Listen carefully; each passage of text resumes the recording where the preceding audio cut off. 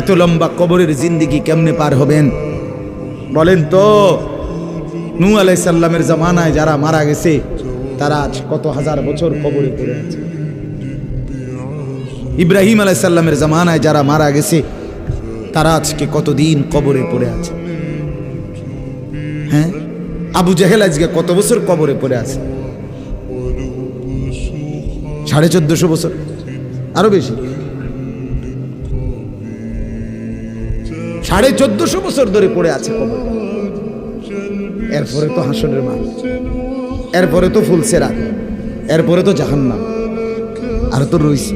তাহলে দুনিয়ায় থাকলি কতদিন, কবরে পড়ে রইলি কতদিন? আপনি বলেন।